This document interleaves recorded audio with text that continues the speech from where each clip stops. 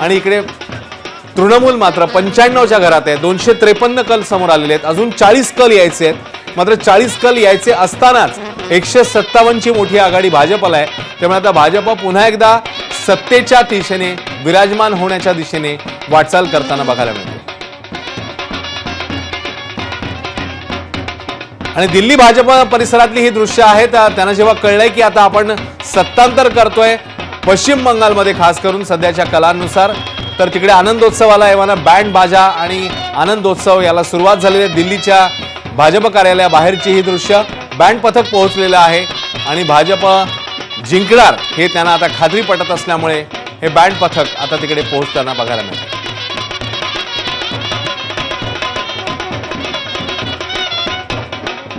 तर तामिळनाडूमध्ये equations interesting आहेत. तामिळनाडूमध्ये विजय यांचा टीव्हीके पक्ष हा आघाडीवर, मोठ्या आघाडीवर, किंवा 100+ ठिकाणी त्यांनी आघाडी घेतली आहे. त्यामुळे आता टीव्हीकेचा एक मोठा जोरदार असा करिश्मा तामिळनाडूमध्ये मात्र हे जरी असलं तरी त्यांना कुणाची तरी मदत घ्यावी लागेल हे निश्चित.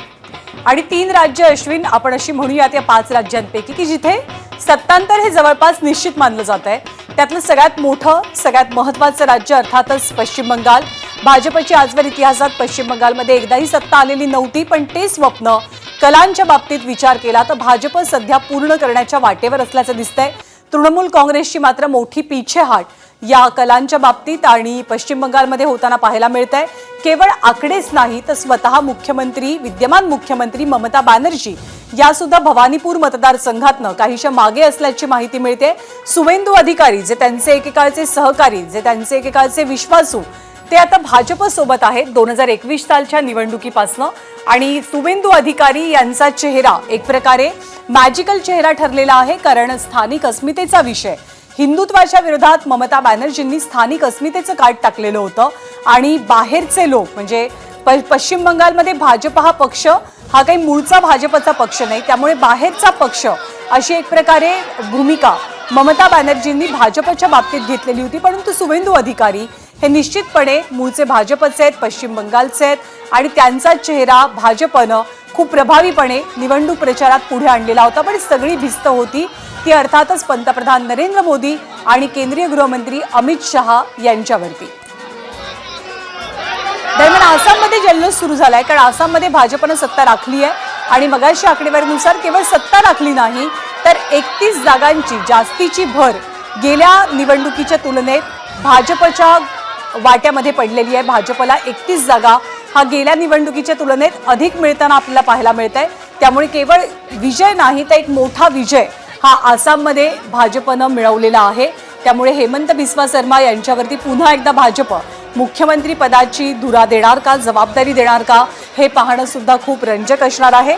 आसाममध्ये सेलिब्रेशनला सुरुवात झालेली आहे.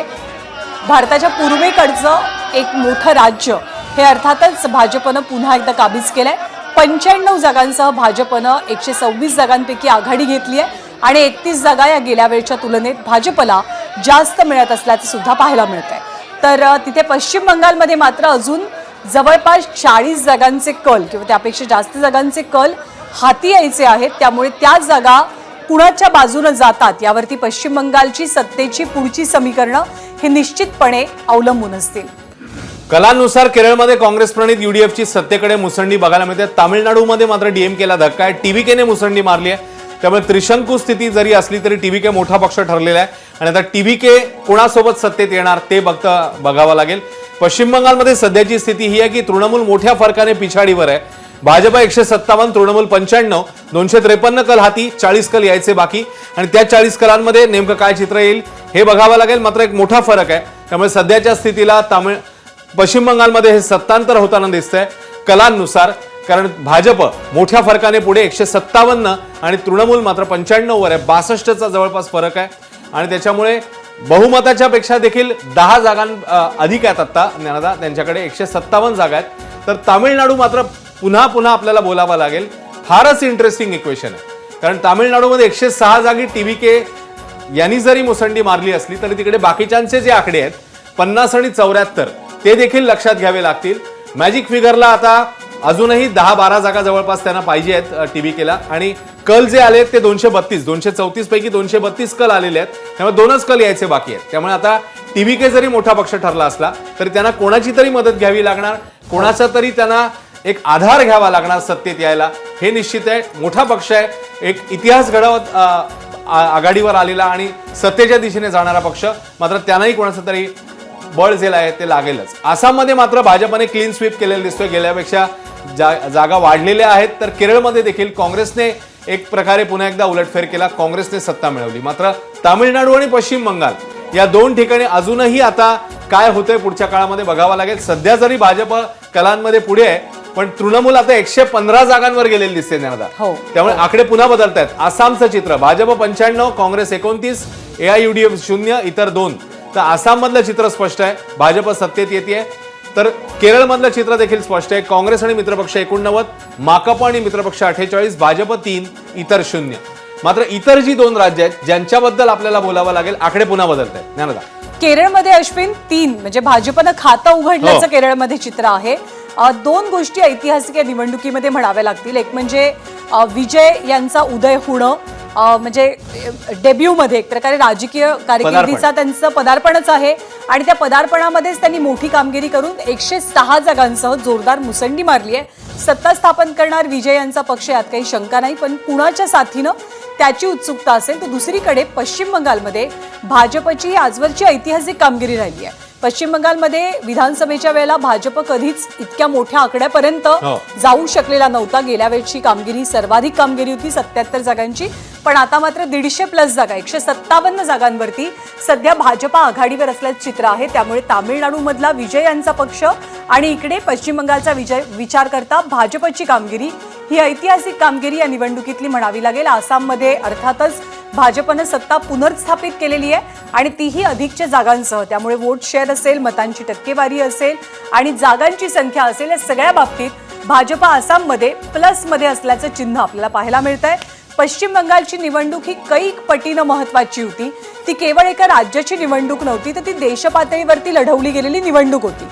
जिथे जिथे भाजपची सत्ता आहे त्या विविध राज्यांचे मुख्यमंत्री, महत्वाचे नेते हे अर्थातच पश्चिम बंगालमध्ये गेले होते. सगळ्यात मोठा सेटबॅक ममता बॅनर्जींना आहे, कारण ममता बॅनर्जी 1500 मतांनी मागे भवानीपूर मतदारसंघातनं. आणि मगाशीच आपल्याला रजतनं इतिहास सांगितला की गेल्या वेळेला त्या नंदीग्राममधनं पराभूत झाल्या. शुभेंदू अधिकारी यांनीच त्यांना हरवलेलं होतं. त्यामुळे त्यांच्यावरती वेळ ओढावली की भवानीपूर मतदारसंघातनं पुन्हा निवडून यायचं. पण आता ते शुभेंदू अधिकारी सलग दुसऱ्यांदा ममता बॅनर्जींचा पराभव करतील की काय, अशी चर्चा सुरू झाली आहे. कारण 1500 मतांनी पश्चिम बंगालमधल्या भवानीपूर मतदारसंघातनं ममता बॅनर्जी विद्यमान मुख्यमंत्री या पिछाडीवर आहेत. आणि आकडेवारीचं गणित पुन्हा एकदा आपण बघूया. भाजप 157, तृणमूल 115, ममता बॅनर्जी पिछाडीवर. ममता बॅनर्जींच्या मंत्रिमंडळातले अनेक मंत्री देखील पिछाडीवर, अशी माहिती समोर आलेली आहे. 276 कल आता हाती आलेले आहेत 293 पैकी. त्यामुळे आता जवळपास 15 ते 17 कल बाकी आहेत आणि त्याच्यामध्ये नेमकं कोण पुढे जात आहे बघायचं आहे. मात्र सध्याच्या घडीला जे आहे ते भाजप ही सत्तेच्या दिशेने जाताना दिसते. 157, 10 जागा बहुमतापेक्षा अधिक त्यांच्याकडे. तृणमूल 115, त्यांना मात्र मोठी मुसंडी मारावी लागेल जर त्यांना सत्तेमध्ये पुन्हा एकदा यायचं असेल तर. तामिळनाडूमध्ये 106 TVK, अण्णाद्रमुक भाजप 74, द्रमुक काँग्रेस 50, इतर 2. त्यामुळे तामिळनाडूमध्ये 2 कल यायचे बाकी. पश्चिम बंगालमध्ये अजूनही काही कल यायचे जरी बाकी असले 16-17, तरी भाजप 157, त्यामुळे 10 जागा अधिकच्या आहेत भाजपकडे आता. तृणमूल 115, तृणमूलला खूप जागा जिंकाव्या लागतील, खूप उलटफेर करावे लागतील. अरे भाजपा जीत रहा है दादा, भाजपा जीत रहा है. अभी जो रुझान है आउट ऑफ 293 में भाजपा 161 में जीत रहा है और तृणमूल कांग्रेस जो महिला संरक्षण के लिए 33% जो संसद में लागू होने नहीं दिया, उसी का जवाब महिला लोग दे दिया है. लखीर बंडल लिया लेकिन पीछे से तो ममता बनर्जी को पीछे से हटा दिया. तो आज कितना बड़ा दिन है आप लोगों के लिए. देखिए झालमुड़ी खा रहा है मोदी जी का झालमुड़ी, मोदी जी का झालमुड़ी खा रहे हैं हम लोग. खुशी में झालमुड़ी खा रहे हैं.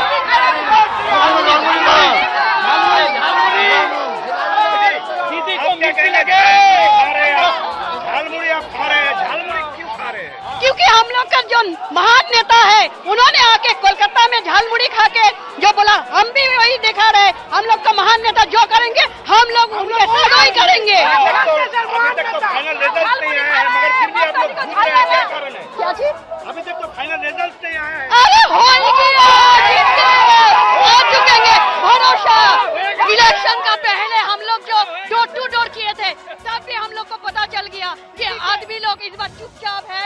ही नहीं है। वोट के दिन छप जाएगा, चुपचाप पद दो छाप। क्या हो गया? हो गया दुर्नीति का विसर्जन हो गया। दुर्नीति का जो सरकार था उसका आज गंगा जल में विसर्जन हो जाएगा। आप क्या कहेंगे? पहला तो निर्वाचन कमिश्नर को धन्यवाद देंगे कि अच्छा चुनाव हुआ इस बार। आदमी खुला वोट दिया। पहले पश्चिम बंगाल में वोट नहीं होता था, गुंडागर्दी होता था। जो आदमी मर गया उसका वोट दिया जाता था और चुनाव में ब्लैक टिप लगा देता था वोट नहीं देने के। एक फौलता में ऐसा हुआ, देखा चुनाव नहीं हुआ। बाकी सब जगह अच्छा वोट हुआ, सब जगह हम लोग जीतेंगे। इस बार पश्चिम बंगाल में सुशासन हो रहा है। बहुत दिन बाद निर्वाचन कमिश्नर अच्छा चुनाव कराया और खुला आदमी वोट दिया। अपना वोट अपना देश से का, इसलिए हम लोग का डबल इंजन सरकार होने का। अभी तक देखा जा रहा है कि बीजेपी का सीट जो है तृणमूल कांग्रेस से काफी आगे है। ट्रेंडिंग ये बता रहा देखिए है। और भी किस आगे तरफ इशारा कर रहा है सारे। ये एब्सोल्युटली सब चाहते हैं बीजेपी सरकार बने, मोदी जी का सरकार हो। नॉर्थ बंगाल और अच्छा रिजल्ट करेगा, जो आया नहीं है। अब तो दक्षिण बंगाल जहां हम लोग पीछे रहते हैं वो आगे चला गया। और देखिएगा जो आदमी पहले बड़ा हैवी वेट था वो भी आज पीछे है। से और विश्वास ले और सपना बर्मन जो भी लीजिए,